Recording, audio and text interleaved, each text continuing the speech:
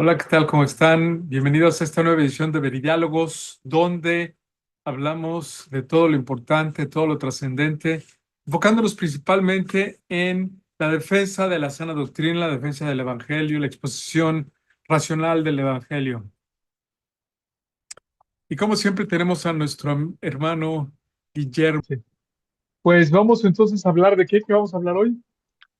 Bueno, hoy vamos a hablar de un tema muy interesante para la mayoría de nosotros los creyentes y también para los no creyentes que siguen este tipo de desarrollos y de doctrinas, ¿verdad? Vamos a hablar de cómo el dispensacionalismo, ¿verdad? Llegó a ocupar, pues, o ya, sí, sigue ocupando, ¿verdad?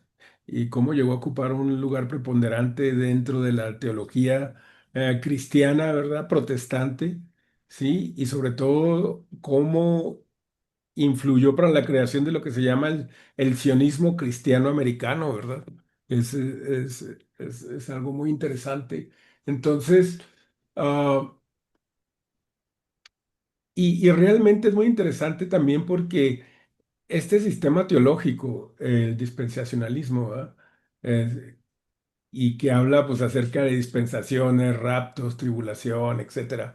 Y algunos términos que a lo mejor para los cristianos nos parecen populares, pues es relativamente nuevo, ¿verdad? Más sin embargo, tiene una influencia tremenda, ¿verdad? En el pensamiento cristiano moderno.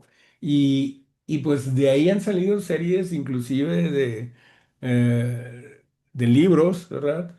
Películas como la famosa serie Left Behind, ¿verdad? O Dejados Atrás. Este, y, y bueno. Y lo que nos compete aquí es hacernos preguntas un poquito más críticas, ¿verdad? Por ejemplo, cómo, cuándo y por qué este marco teológico, que pues digamos que es de reciente adopción, ¿verdad? Ha alcanzado tanta preponderancia o tiene semejante poder, ¿verdad? En el panorama religioso protestante, sobre todo en los Estados Unidos, ¿sí? Y también cuáles son las creencias fundamentales y etcétera, etcétera, y cómo nos atañe a nosotros como creyentes, ¿verdad? Pues conocerlo y entender, ¿verdad? También en determinado momento, pues rechazar, ¿verdad? Y poder discutir, ¿verdad? De una manera inteligente, ¿verdad? Con las personas que lo creen, ¿sí? Porque hay bastantes problemas, ¿verdad? Bastantes retos. Y ahora vamos a entender un poquito de cómo empezó este dispensacionalismo. Este, pues la clave de todo esto es la hermenéutica, ¿verdad? Y tiene que ver con cómo interpretamos la palabra, ¿verdad? Y aquí detrás del dispensacionalismo, perdón, me trabo un poco con la palabra, yace una visión hermenéutica específica, ¿verdad? O sea, un método histórico gramatical que se aplica, ¿verdad?, para interpretar las escrituras. Y sus proponentes, ¿verdad?, insisten que deben de aplicarse de manera consistente y sobre todo literal, ¿verdad? Este método lo que propone o lo que de alguna manera está promoviendo es una lectura literal de toda la escritura, ¿verdad? Sobre todo y especialmente sus pasajes proféticos. Eh, entonces, de acuerdo a este método de interpretación en el cual está basado el dispensacionalismo, pues la escritura debe de leerse como cualquier otra sección de texto, cualquier otro documento, ¿verdad? Y se debe interpretar de manera literal, ¿verdad? De acuerdo, pues, a las mismas reglas que usaríamos en la interpretación del lenguaje cotidiano y normal, ¿verdad? Aunque se hacen las ciertas concesiones para figuras históricas, ¿verdad? Pues esta es la parte, digamos, una de las partes medulares del dispensacionalismo, ¿no? La interpretación literal de la Biblia, sobre todo de esos pasajes proféticos, ¿verdad? Es interesante que digas eso porque sí, efectivamente, en primer lugar, el Señor habló en parábolas. Ujú. El Señor habló en parábolas y dijo que hablaba en parábolas para que no todo el mundo entendiese y fuese salvo, ¿verdad? Sino que hablaba en parábolas y es muy interesante el discurso del Señor en parábolas porque abre la puerta a interpretación y a la meditación de lo que está diciendo. Eso es una. Exactamente. Y la otra es que efectivamente confunde a los indoctos. Sí, esa es una parte muy importante, la meditación, el estudio cuidadoso, ¿verdad? El Señor escondía, ¿verdad?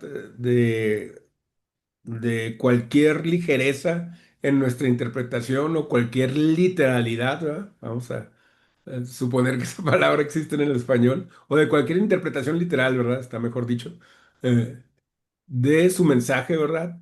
Por medio de elaborarlo medio de parábolas, ¿verdad? Parábolas que están muy bien hechas, que inclusive tienen mucho más de lo que nosotros podemos imaginarnos, ¿verdad? Si las estudiamos con cuidado, ¿sí? Y precisamente ese era el objetivo del Señor, ¿verdad? Que la gente se pusiera a meditarlas y que obtuviera, ¿verdad?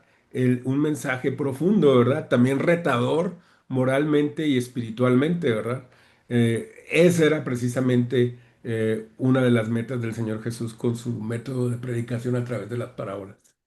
Pero me acuerdo que solo tengo platicado con una persona que defiende a como de lugar a raja tabla en la interpretación literal de la Biblia. Decía yo que la Biblia tiene mucho lenguaje poético, lenguaje profético, tiene todos los de rangos de, de lenguaje que existen eh, y estilos de explicación. Y le preguntaba yo a esta persona que si alguna vez había visto llover gatos y perros. Me dijo, sí, acabo de ver llover gatos y perros. ¿De veras? ¿Y cayeron realmente gatos y perros? Y no, es una figura del lenguaje, ¿no? Y una figura retórica, ¿no? Una Una manera de... figura retórica del lenguaje. Y hay mucho de eso en la Biblia, muchísimo, pero la gente que defiende la interpretación literaria, literal de la Biblia, pues va a tener muchos problemas para entender. Claro. Ahora ahí creo que yo quiero hacer un comentario. Adelante, Es, yo. es una pregunta, y acerca de, ¿refiere de la apostasía o no? Porque para mí eso es la apostasía, pero no sé si Sí, lo que es. es interesante que el hombre de pecado, desde el primer siglo ya se hablaba de que existía el hombre de pecado, ¿verdad? Juan lo dice, hijitos.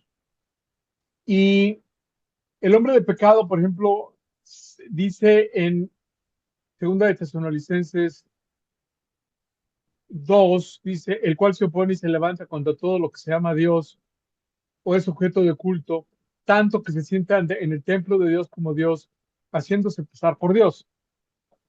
Y este hombre de pecado lo hemos tenido en todas las épocas. Por ejemplo, en el Imperio Romano, el que se hacía pasar por Dios era el César romano. Ujú. Y tanto que se tenían sus propios templos y se decían divinos, ¿no? Y ya hay, inclusive en varias culturas, hay O sea, el hombre de emperador de Japón, pecado. ¿verdad? El emperador de Japón pensaba precisamente en el emperador de Japón. No quisiera decir Trump, pero como no estoy últimamente, no soy muy fan de Trump, como que Ah, se qué me cayó un bueno, esa es una buena poquito, noticia. sí, se me cayó un poquito el, el, el, el asunto. Pero aquí lo interesante es que, por ejemplo, la Iglesia Católica tiene un individuo que se llama el Papa, el Potero, que se sienta en el trono de San Pedro, en el trono de Pedro, ¿no? Y se llama el vicario de Cristo en la tierra, Cristo. el Ujú. representante de Cristo en la tierra, y se hace llamar el Santo Padre, ¿no? Y para mí es el hombre de pecado, y creo que también esto lo hacía, así lo entiende también, por ejemplo, César Vidal y otros. Es interesante que es nuevamente, no es que sea una sola persona, es un espíritu, como hablamos del espíritu del anticristo. Ujú. ¿Cuál es el espíritu del anticristo? Dice Pablo, pues hay muchos anticristos, ¿verdad? Y los tenemos hoy. claro, No es uno, son varios. Pero así el es. hombre de pecado, tenemos un papa y él es único y es uno a la vez y es el que dice que es su santidad, imagínate nada más, su santidad y se hace llamar el Santo Padre. No hay nadie más, bueno, el emperador de Hirohito, o no sé quién sea ahora, el emperador de Japón, ¿no? Es una barbarie que se dominen santos y se dominen. Y el emperador de Japón decía que él era un dios viviente, ¿verdad? Y cuando los norteamericanos derrotaron a los japoneses, ¿verdad? Una de las cláusulas de rendición es que él tenía que decir en la radio que él no era un dios viviente. Entonces, estuvo muy interesante eso y yo creo que fue un servicio que le hicieron los norteamericanos a todo el pueblo de Japón, ¿verdad? Este, Exacto. Pero volviendo al tema del profesionalismo, ¿por qué no nos das un poco sí, de historia, de base histórica y sí, teológica? aquí viene una distinción esencial, la distinción entre Israel y la iglesia. Sí, uno de los teólogos principales que era pues digamos, de los principales proponentes del dispensacionalismo es Charles Ryer, que, que identificó, ¿verdad?, algunos de los elementos esenciales de este sistema, ¿verdad? Entonces, uno de esos elementos es que se postula que Dios tiene dos pueblos, la iglesia e Israel, ¿sí? Y que está trabajando con esos dos pueblos en la historia, ¿verdad? Israel es el Israel físico, político, étnico, y son estos los descendientes nacionales de Abraham, ¿verdad? Pues los israelitas que conocemos hoy en día, ¿verdad? Que aún esa descendencia original de Abraham, ¿verdad? Estaría en duda, ¿verdad? Y bueno, es que otra parte interesante, ¿no? Sí, porque pues, si nos ponemos ya hemos hablado un poco de eso, ¿no? Si nos ponemos a hacer un barrido genético de todos los que habitan en Israel hoy en día, ¿verdad? Y lo comparamos con un mapa genético de los israelitas del tiempo de Abraham, yo creo que va a haber muy pocas coincidencias, ¿verdad? Este, es una Sí, cuestión. Ujú. y nuevamente va en contra de lo que dice la Biblia, desgraciadamente, ¿verdad? Así es. Eh, el Señor no habla de dos pueblos, jamás. No, es un solo pueblo. Es un Sí. solo pueblo. Ahora, es interesante porque lo explica muy bien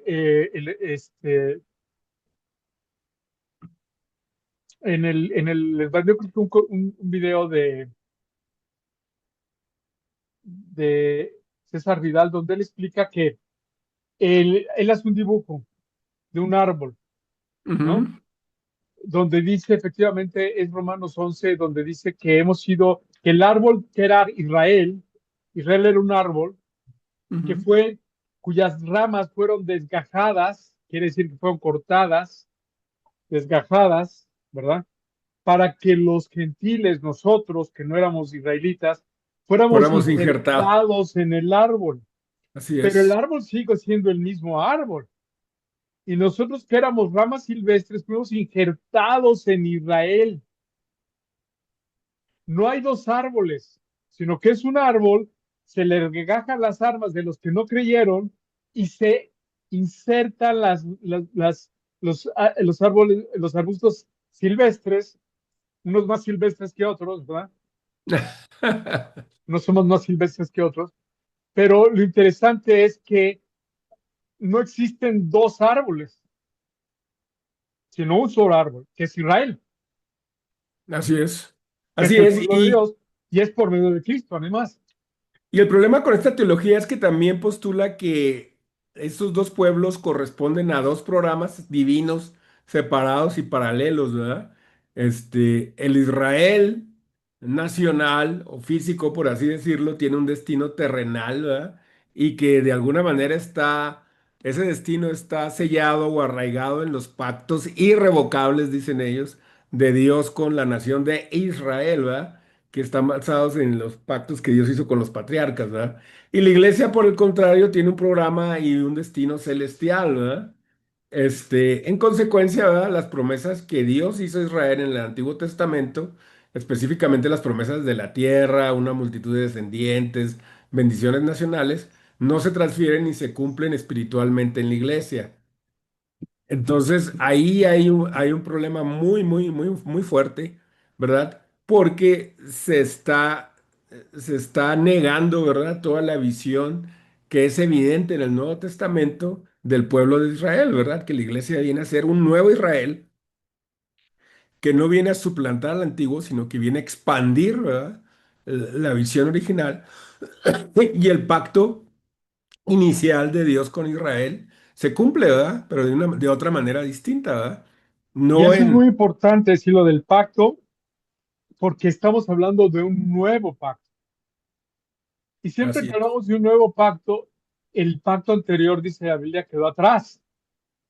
El pacto que Dios tenía con el Israel físico quedó atrás y ahora nosotros hemos sido injertados en el nuevo Israel mediante un nuevo pacto. Y en el nuevo pacto, todas las cosas viejas, ¿qué? ¿Qué dice la palabra? Todas las cosas viejas Viejas son pasaron. hechas nuevas. Ujú. Todo es hecho nuevo. ¿En quién? En Cristo Jesús. Porque cuando viene el Señor Jesucristo, ahora sí tenemos, con la venida de Cristo, tenemos toda la visión completa. Hay gente que todavía espera nuevas revelaciones, nueva información. Cuando ya tenemos el plan completo de Dios, ya Dios hizo la obra. Así Lo es. único que falta es que el Señor regrese y que nosotros seamos transformados, que nuestro cuerpo se revista de eternidad, lo cual pues es un gran misterio, digo, ni siquiera nos atrevemos nosotros aquí a imaginarlo, pero viene perfectamente en primera de Corintios 15, ¿no? Amén. Adelante. Muy bien. Ahora, también esta teología habla acerca de 7 dispensaciones, ¿verdad? Y una dispensación se define como un periodo de tiempo, ¿verdad? Durante el cual el hombre es probado con respecto a la obediencia, a alguna revelación específica de la voluntad de Dios. También es una administración o mayordomía debidamente ordenada, ¿verdad? Eh, y aunque el número de dispensaciones identificadas por varios de los postulantes puede variar de 3 a 8, el, el esquema es como sigue, ¿verdad? La dispensación, por ejemplo, de la inocencia o la libertad. En este periodo cubre el tiempo de Adán y Eva en el jardín del Edén antes de la caída. La responsabilidad de la humanidad, perdón, era obedecer el único mandato de Dios de no comer el árbol del conocimiento del bien y del mal. Terminó en fracaso y en expulsión del jardín. Luego viene la dispensación de la conciencia, la dispensación del gobierno humano, la promesa, que sería la cuarta, la dispensación de la ley, ¿verdad? Que se extiende desde Moisés hasta la crucifixión del Señor. La sexta es la de la gracia y luego la que ellos marcan como la última o la séptima, el reino milenial, ¿verdad? Después de una tribulación, ¿verdad? Esta dispensación final será un reinado literal de 1000 años de Cristo en la tierra. Estas dispensaciones no son caminos diferentes hacia la salvación, que siempre es por la gracia a través de la fe, bueno, gracias a Dios que respetaron eso, sino que son administraciones distintas del único y supremo propósito de Dios de glorificarse a sí mismo. Entonces, eh, pues está un poco extraño, ¿verdad? Esta división, ¿verdad? Que ellos han hecho, pero está basada precisamente en lo que habíamos hablado de la interpretación literal, ¿verdad? La interpretación literal es la base, ¿verdad? De todas estas teorías de la dispensación. Y la parte más crítica es precisamente la parte escatológica. Es aquí donde se habla de un rapto, ¿verdad?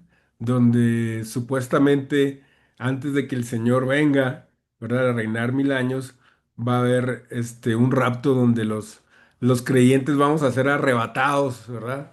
Y inclusive nuestras ropas van a quedar en el piso y nuestros cuerpos van a desaparecer. Y bueno, inclusive se han filmado películas y bueno, está la famosa serie de libros de Left Behind o Dejados Atrás, ¿verdad? No creo que sea muy conocida en México, pero en Estados Unidos es muy popular. Y bueno, todo esto, pues forma todo un aparato teológico, pues que es evidentemente falso. Digo, ese es el gran problema. Es evidentemente falso, pero da pie, por ejemplo, a que la nación de Israel, el Israel político, tenga una enorme influencia, ¿verdad?, sobre la iglesia cristiana, ¿verdad? Entonces, por eso muchos dicen que esta es la base de un sionismo cristiano, ¿verdad? Entonces, eso está tremendo porque hay gente que basada precisamente en esta teología de las dispensaciones o el dispensacionalismo, se atreve a afirmar que no importa lo que haga Israel, ¿verdad? Dios los va a bendecir. Válgame Dios. Si en algo, inclusive si tenemos una lectura ligera del Antiguo Testamento, vamos a entender que precisamente porque Israel no se comportaba de acuerdo a las expectativas del Señor, ¿verdad? Pues el Señor los lidiaba con ellos, ¿verdad?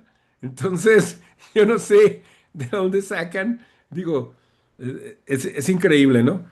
Y Bueno, es claro que que tiene muchas... sí, de Ujú. dónde sacan es muy interesante porque hay una razón. Ah, claro.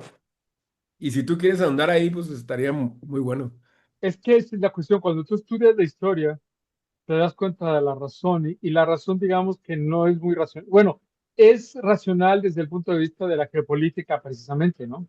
Ujú, Porque recordemos que en el siglo XIX los grandes capitales, los primeros bancos que son formados desde el siglo XVII, siglo XVIII, más bien, se forman los primeros bancos y en el siglo XIX los Rothschild tienen 5 bancos. Los Rothschild son una familia judía que eran 5 hermanos, uno tenía, va y se forman en Alemania, y entonces el padre manda a sus hijos a Inglaterra, Francia, España, Italia y Suiza. Y lo que hacen es que forman bancos ahí y se empiezan a intercomunicar con ellos, y en el siglo XIX, ellos son los que financian las guerras, por ejemplo, de Napoleón III, le prestan a Napoleón III contra los ingleses y le prestan también a los ingleses. El banco que estaba en Francia le presta a los franceses y el banco que está en Inglaterra le presta a los ingleses, y de ambos saca provecho la familia Rothschild, ¿no? ujú. Entonces tenían mucho dinero, eran muy, muy poderosos, y lo que empieza a suceder es que pues quieren formar un estado en el Medio Oriente, porque en el siglo XX, pues acuérdense que en el siglo XX empieza la segunda revolución industrial, comienza en 1870 con la máquina de combustión interna, y para 1910, bueno, 1910 hay el famoso modelo T, y para El Ford. Ujú. 1920 el 80% de las familias americanas tenían por lo menos un modelo T. Pues lo podías pedir de cualquier color siempre y cuando fuera negro. Y todo el mundo tenía su modelo T porque significaba libertad. Si tenías una granja, te quedabas sin comer, pero tenías tu modelo T porque te permitía ir y venir a la ciudad. Se empezaron a expandir, por ejemplo, las ciudades a tener suburbios, y lo que se convirtió en la más importante commodity, ¿cómo se dice? Mercancía, es el petróleo. Entonces, el que empieza a tener el control del petróleo es el que tiene el control del mundo, y se dan cuenta que donde está el petróleo, pues está en el Medio Oriente. Entonces necesitan tener una base en el Medio Oriente los financiaristas. Claro. Y por eso es que empiezan a promover, yo pienso, esta es una lectura muy personal, empiezan a promover la fundación del Estado de Israel, porque Sí, esa es la claro. razón. No porque, y la fundación del Estado de Israel, bueno, es muy interesante cuando estudias la historia, porque la promueven los financieros, y después la promueven mucho también los comunistas. Es muy conocido que Stalin quería formar un Estado internacional socialista en Israel, entonces permite que se vayan muchos comunistas judíos a Israel. Eso es muy bien sabido, por eso se forman los kibbutz famosos. Los kibbutz, que son comunidades comunistas, socialistas, Ujú. marxistas en Israel, y hay muchos, todavía existen los kibbutz, ¿va? Sí, así Recordemos es. que el filósofo Noah, Yuval Noah Harari vive En con un su kibutz. esposo en Israel, en un kibutz. Ya Sí, lo hemos nada mencionado aquí. raro. Y yo pienso que el fenómeno de Israel es un fenómeno fascinante porque es un milagro, pero también el enemigo hace milagros y maravillas. Inclusive en el Apocalipsis dice que el Ujú. enemigo va a hacer milagros y maravillas. Y yo Así pienso que es. uno de los milagros más fantásticos que ha hecho el enemigo en el siglo XX, por medio de barbaridad y media, guerra y media y asunto, o sea, no ha sido ni pacífico, ni positivo, ni nada, ha sido la formación del Estado de Israel. Mi comentario, perdón. Muy bueno, sí, así es. Y yo también pienso que Israel fue creado, ¿verdad?, por las naciones poderosas de Occidente aliadas con la banca internacional, ¿verdad?, para tener un gendarme ahí en Medio Oriente sobre el petróleo, ¿verdad? Y ha resultado muy bien, ¿verdad? Bueno, ahora vamos a hablar un poquito, no podemos hablar de dispensacionalismo sin hablar de John Nelson Darby, ¿verdad? Que inclusive hay un comentario por ahí muy conocido de de la Biblia, que es está hecho por Darby. Y Darby pues fue un maestro de la Biblia anglo-irlandés, ¿verdad? Un hombre pues, bastante inteligente, ¿verdad? Y que nació en una familia terrateniente allá en Irlanda y se graduó del Trinity College de Dublín. Y, y también pues digamos, él tenía un celo muy tremendo por su religión, logró ganar a ciertos grupos, a cierto número de conversos católicos que se fueran al protestantismo, y, pero parece que en cierto momento él se desilusionó, ¿verdad?, de la iglesia institucional, ¿sí? Eh, Bueno, y Darby era, como tú lo mencionaste, o no sé si lo mencionaste, pero era anglicano. Ujú. Y los anglicanos, al menos los cristianos evangélicos, digamos, protestantes, bueno, sí son protestantes, pero no los consideramos cristianos. Son como católicos, pero Sí, a mí me ha tocado estar, por ejemplo, en Londres, estar en Londres en una iglesia anglicana y es interesante porque los sermones que te dan son como motivacionales, pero superhumanistas. No mencionan a Dios, es interesante. sí, sí. Ah, es una cuestión curiosa en la iglesia anglicana, claro que está más cerca del catolicismo que del protestantismo como nosotros la conocemos, ¿verdad? Y Darby pues fue, digamos que se desilusionó también de, por ejemplo, de toda esa parte de jurarle lealtad al rey de Inglaterra, que es precisamente el origen de de la iglesia anglicana, ¿verdad? También tiene gente pues bastante brillante, ¿verdad? Como este escritor N.T. Wright, ¿verdad? Escribió bastante buenos libros, pero sí tiene uno que entender cuáles son las diferencias que tenemos con ellos, ¿verdad? Entonces, Darby dejó la iglesia, ¿verdad? La iglesia anglicana, ¿verdad? Y se unió a un pequeño grupo no denominacional que se llamaba Los Creyentes en Dublín, que después se convirtió en lo que se llamó la Hermandad de Plymouth, ¿sí? Eh, que era otro poblado de Inglaterra, ¿verdad?, donde se formó este grupo y Darby emergió como un líder, ¿verdad?, muy influyente. Y Y fue un movimiento que se extendió a muchos países, ¿verdad? Se dice que inclusive llegaron a tener hasta 1500 asambleas en múltiples países. Um, entonces, la contribución aquí de Darby no fue tanto que él fuera inventando cada componente de su teología, sino cómo lo integró todo en un sistema coherente, ¿verdad? Integró, por ejemplo, el premilenianismo, ¿verdad?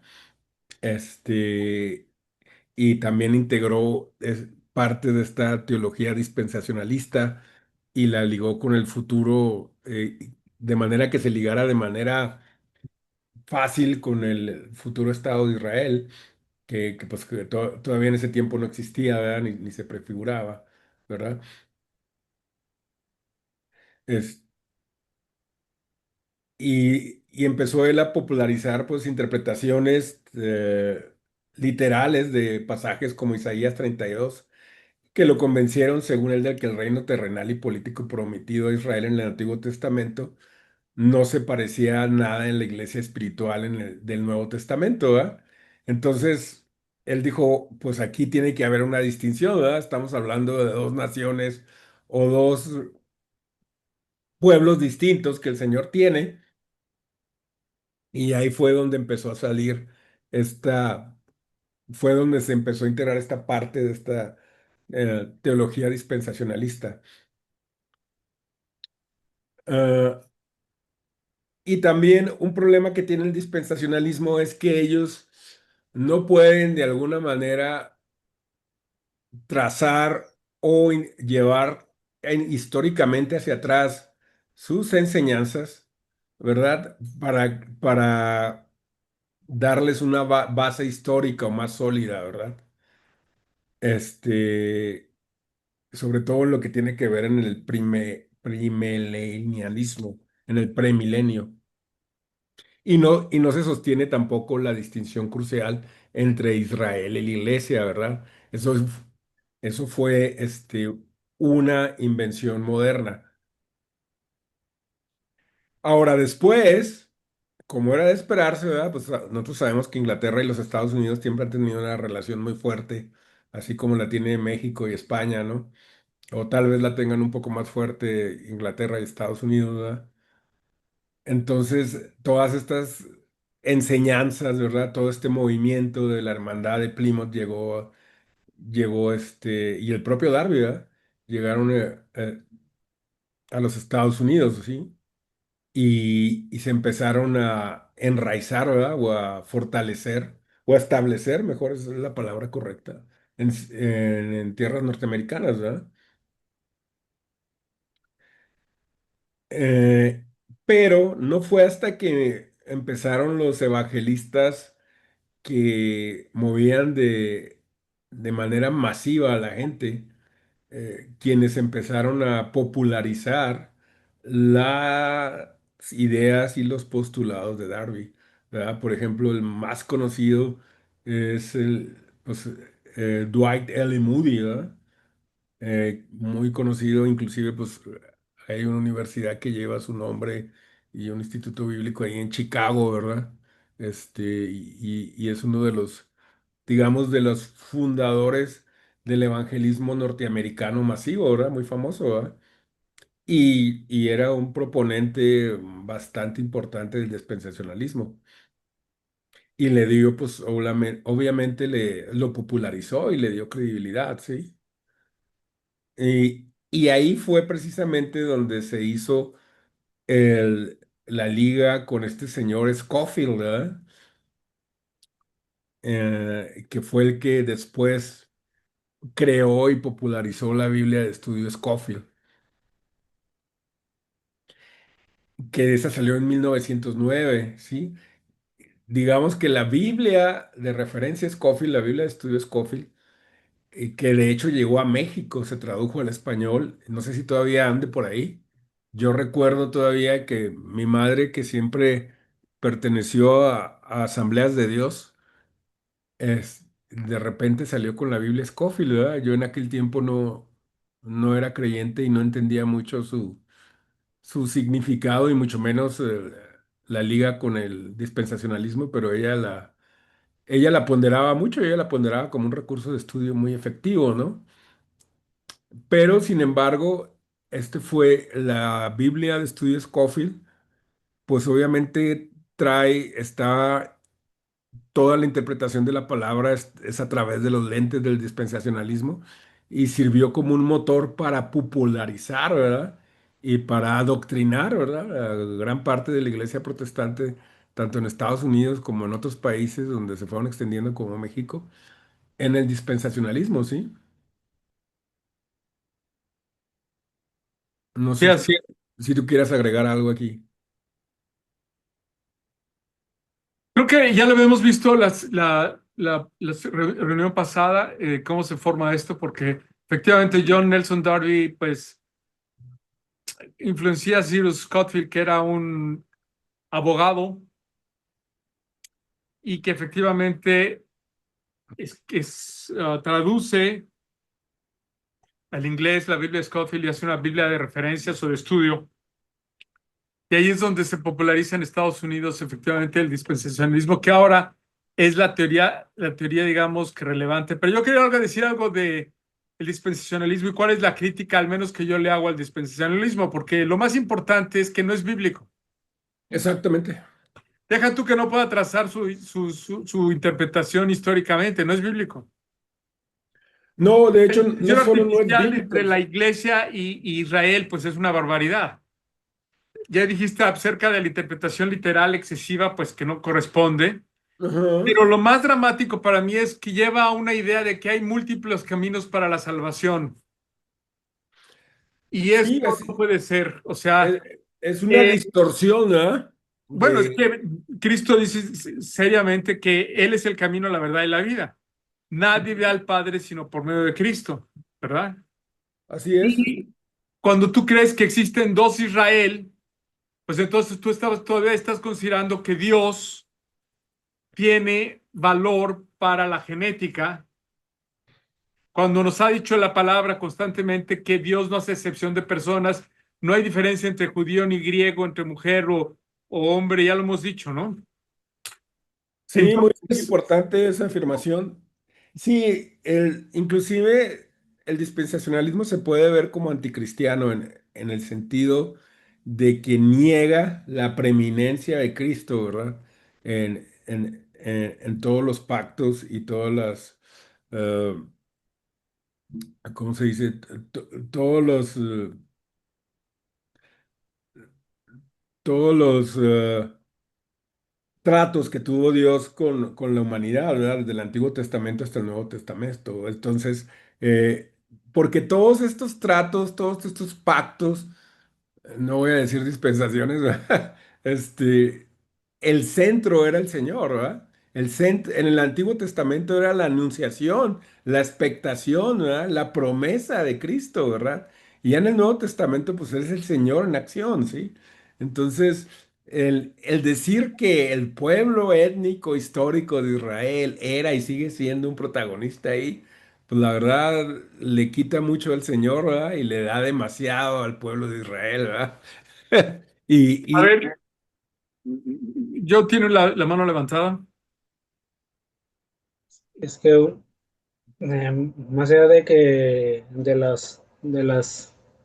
las posturas que son muy interesantes tener contra esto que decía la Biblia y salía ahí en Hebreos casi al final el 13. Son tres capítulos hablando del antiguo pacto y el nuevo pacto. Empieza a decir cerca del Jeremías 31 acerca del antiguo pacto y el nuevo pacto, y empieza a decir que el antiguo pacto que ya no va, ya va a estar invalidado porque ustedes son los que los alejaron de mí y etcétera, y el nuevo pacto, y ahora sí van a hacer el nuevo pacto, y el corazón, y van a tener el corazón, y van a tener mente y corazón en mí por en el nuevo pacto. Y luego salió, y ya después llega Jesús y dice él, yo soy el nuevo pacto.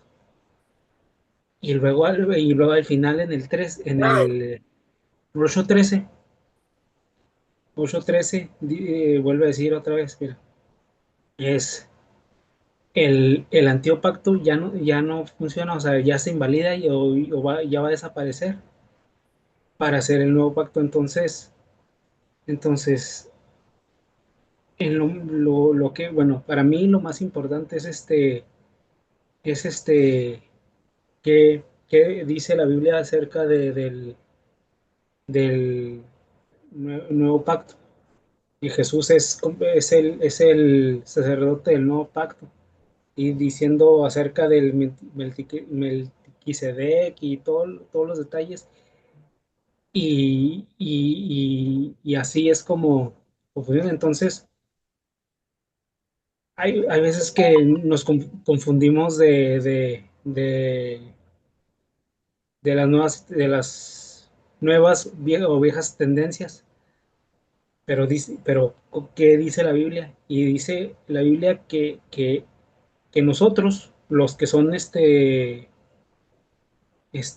éramos en gentiles y que ya, no que ya somos el pueblo de Dios, ya somos el nuevo pacto, que estamos agregados con, con Dios por medio de Jesucristo y también a los judíos. Y por eso ahí empieza a decir eso y nada más. Sí, exacto, sí. O sea, nosotros hemos sido injertados en el pueblo de Israel por medio del nuevo pacto y ahora somos pueblo de Dios, pueblo adquirido por Dios, nación santa, pueblo adquirido por Dios para anunciar las virtudes de aquel que nos llamó a su luz admirable.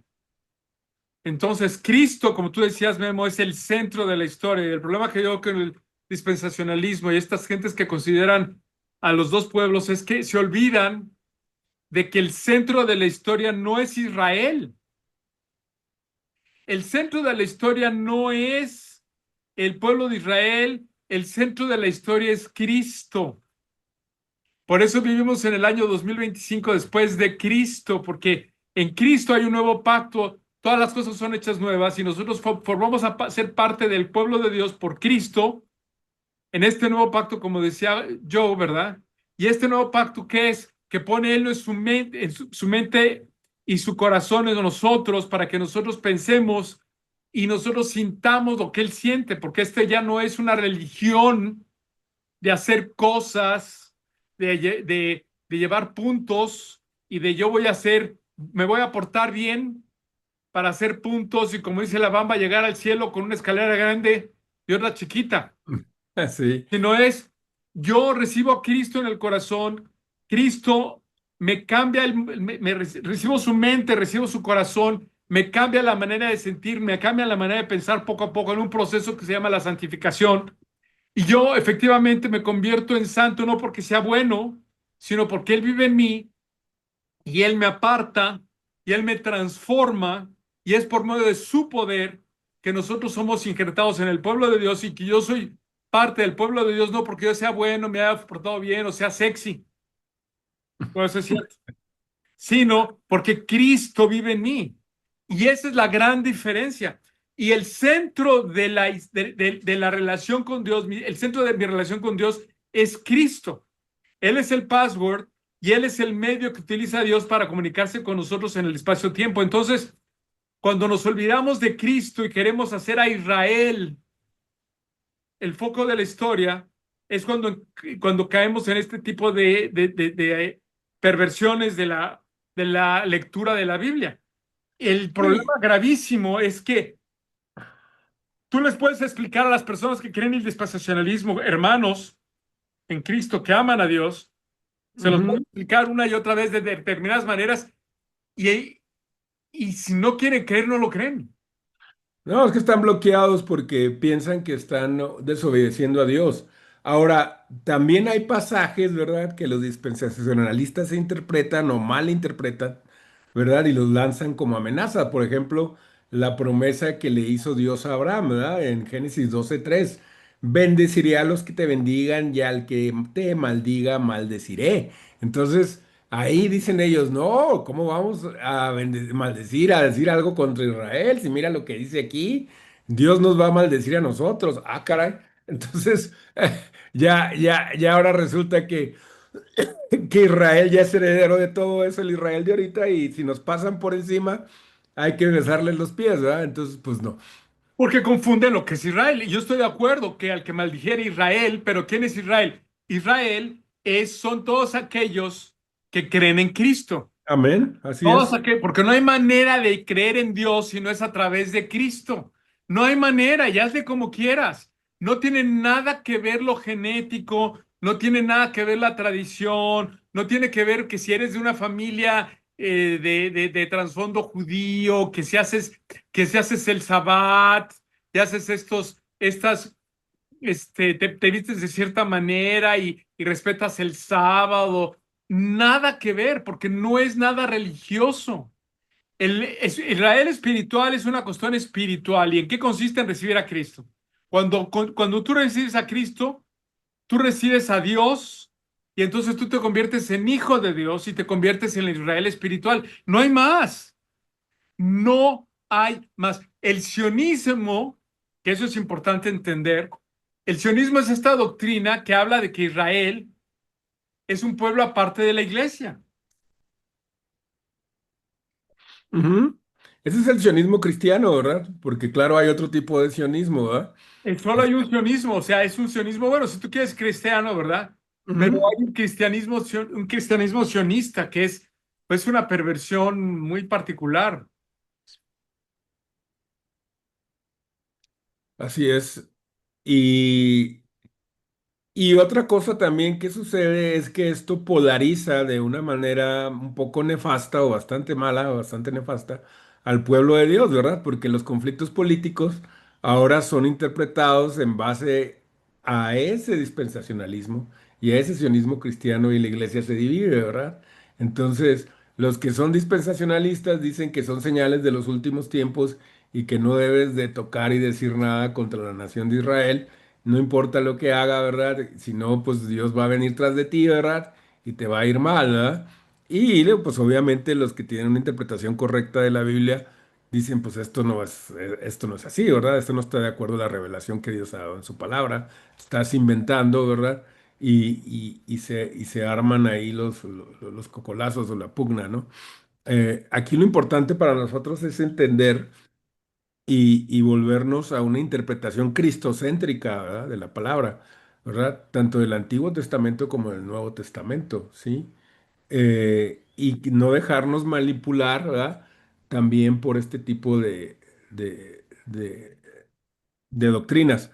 Ahora, también no hay que caer en el otro extremo, ¿verdad? De salir a la calle y condenar a Israel y que este puño sí se ve. Yo digo que también hay que tener cuidado, ¿verdad? Ahí de ese tipo de cosas, ¿verdad? Digo, tiene uno que llegar a tener una opinión equilibrada, ¿verdad? Sí, lo que dice es muy importante porque la verdad es que mm, no hay solución política a los problemas del mundo. La solución es Cristo. Lo que necesitamos es un cambio de corazón. El problema del ser humano está en el corazón y la solución a todos los problemas es Cristo. La solución a los problemas de un bando y del otro es Cristo. ¿Por qué? Porque todos los hombres son mentirosos. Todos los hombres son mentirosos. Todos los políticos van a mentir. Todos los políticos se van a prometer. Por ejemplo, Trump prometió que iba a sacar los archivos de Epstein y ahora dice que no hay tal, que no hay nada que ver, ¿no? Porque No, pues, le hablaron los que aparecen en la lista para decirle que no hay lista, ¿no? Para que diga que no hay lista, ¿no? sí, no, pues muy contencioso eso, Muy ¿verdad? contencioso, ¿no? Entonces, no hay manera realmente de creer en una solución política porque va a ser una solución del hombre para el hombre y por eso la religión, por eso todas las religiones son nefastas. ¿Qué es una religión? La religión es la intención del hombre por llegar a Dios. Ujú. Como ya lo dijimos al principio, con una escalera grande y otra chiquita, y arriba, yo haciendo puntos para llegar a Dios. Todas las religiones son iguales, no importa cuál me menciones, me porto bien moralmente, de acuerdo con cierta ética particular, porque los caníbales también tienen su ética y también son morales e inmorales y también creen, por ejemplo, los ciertos maometanos, los chiitas, pues piensan que te van a dar 27 vírgenes si te inmolas en una explosión contra un israelita y entonces tú la manera de ser moral es inmolarte mediante una explosión, ¿no? Creen eso. Y esa es su manera de ser religiosos, imagínate, es una perversión terrible, ¿no? Por eso le llamaba Salomón Rushdie le llamaba los versos satánicos al Corán, ¿va? Pues sí, porque a quién se le ocurre, en qué cabeza cabe. Cuando tú ves la filosofía de Cristo es la filosofía del amor y la filosofía de que Él viene, Él dice, yo soy el pan que descendió del cielo. Amén. El que come mi carne y bebe mi sangre no tendrá sed jamás, porque la idea es de que Cristo venga a morar en ti. y que tú lo asimiles. Es interesante porque en las discusiones que hemos tenido sobre la inteligencia artificial y que hemos tenido sobre todo con ingenieros, los ingenieros que no han sido entrenados en la conciencia no entienden que la conciencia se refiere siempre a un organismo y que la conciencia no pertenece a un objeto que no es simplemente software o que no es simplemente inteligencia, sino que es un fenómeno que corresponde a un sujeto en un ambiente.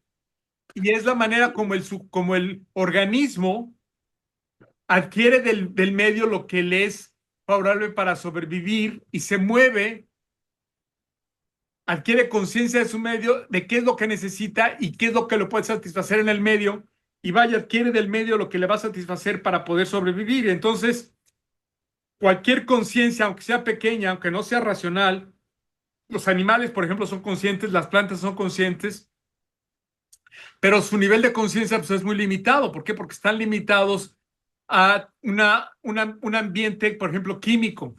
Las plantas unen el espacio mediante la química.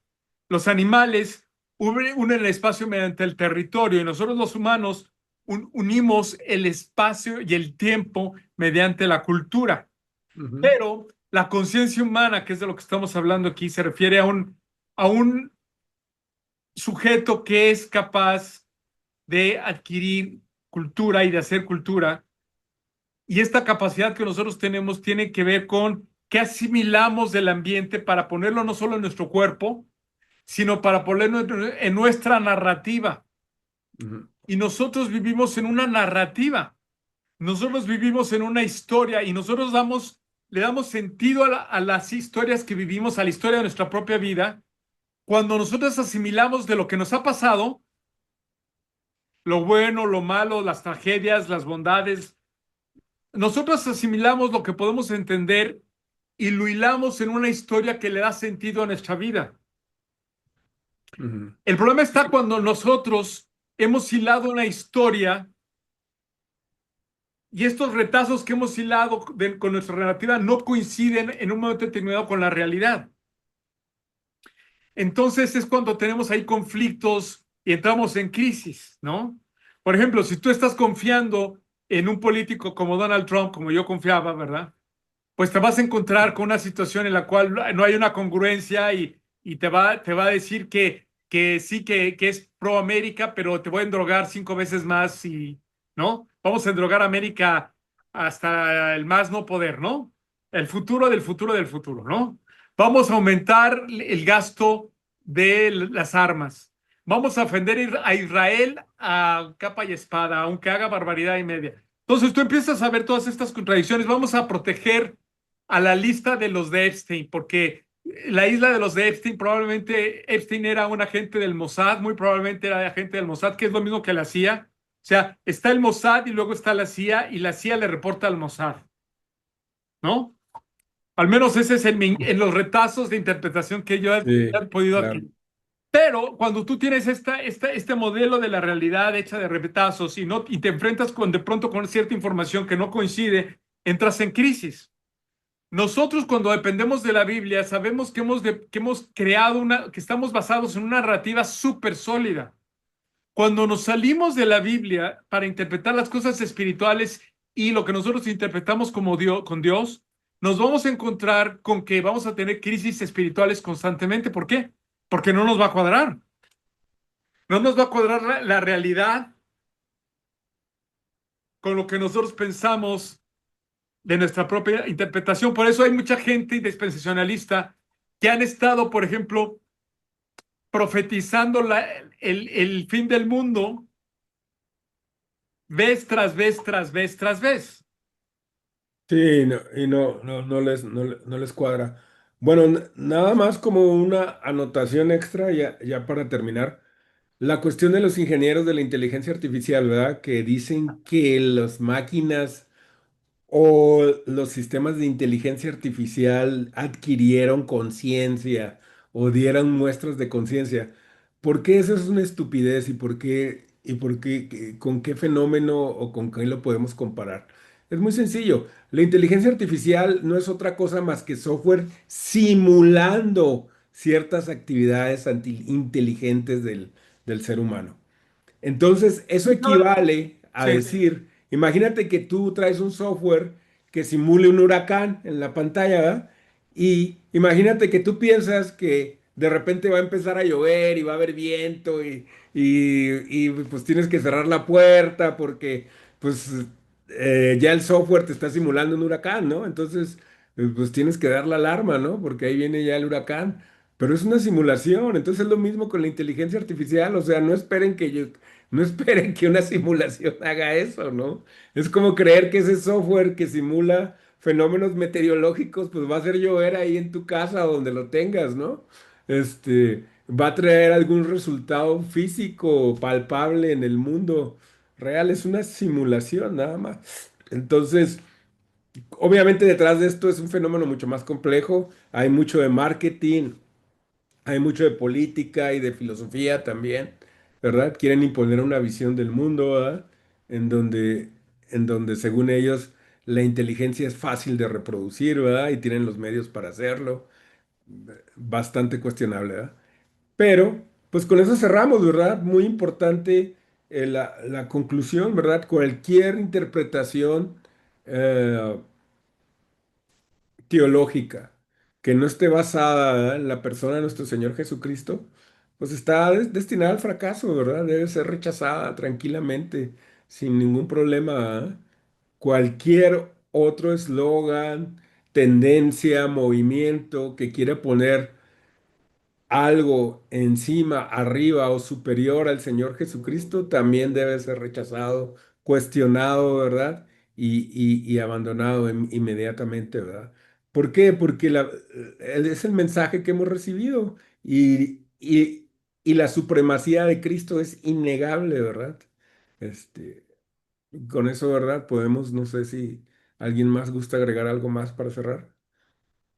sí, así es que Jesús fundó la iglesia, pero Darwin la puso en paréntesis. Sí, hombre, muy gacho el trabajo que hizo ese señor Darby y todos los demás. Y bueno, y también hay otras instituciones ahí que también le han entrado muy duro al el dispensacionalismo. Está el Instituto Bíblico Moody y el famosísimo Dallas Theological Seminary. Esos dos son muy dispensacionalistas, aguas, ¿eh? Y les digo aguas porque la verdad, por ejemplo, el Dallas Theological Seminary tiene muy buenos materiales pero pues son dispensacionalistas, aguas. Entonces,